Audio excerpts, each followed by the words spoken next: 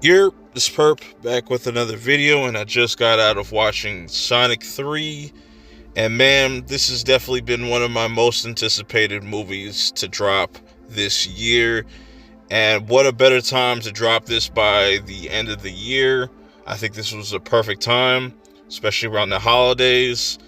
I went to go see the fan event. It was like a little early kind of screener. The crowd I was with was really feeling the movie. You know what I'm saying? And coming off of Sonic 2, I feel like there were a lot of improvements. There are some things that plague this movie that these movies all have kind of like similar issues, but they definitely seem to be listening to fans as far as we want to see more hedgehogs and creatures fighting each other and less humans. And this is a really interesting movie because it kicks off with the introduction of Shadow. And that, for those that don't know who Shadow is a very huge fan favorite character in the whole entire series.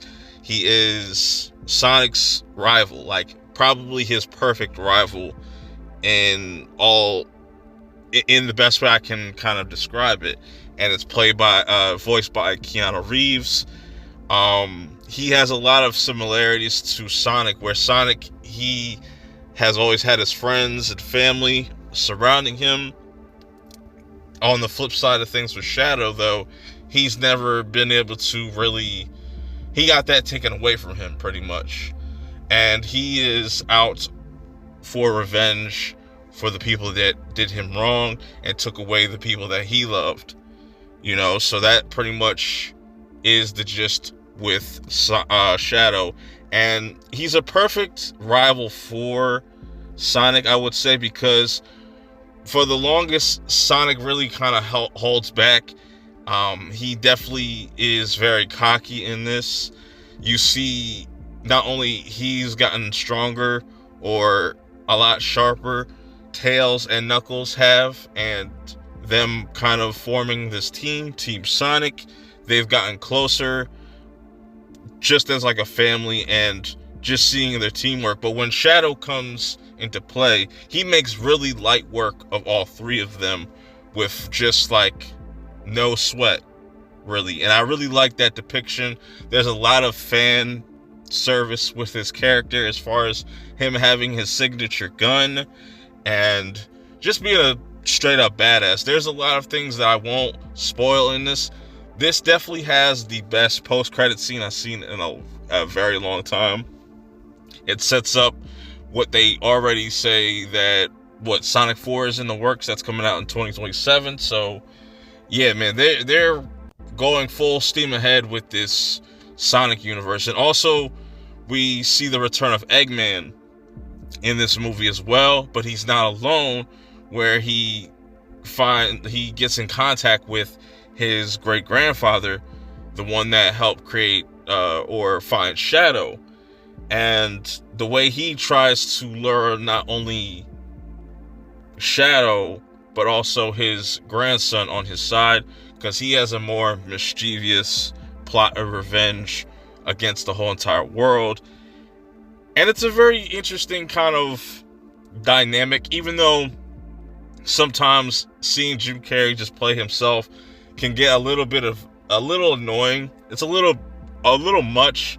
I could see it just being fun for kids, because the kids were laughing at it. They felt like, you know, that stuff worked, but it was just a little bit too much. I wish Dr. Robotnik's grandfather, I wish he was a little bit more serious. It would have been a more interesting dynamic, where you have the Robotnik that we know, him just being kind of over the top, and then having somebody that's more serious version of him. But overall, still, I appreciate Jim Carrey just having fun with this role as Dr. Robotnik. I will say, I do think that some points of this feels repetitive of Sonic 2 as far as how they handle Shadow.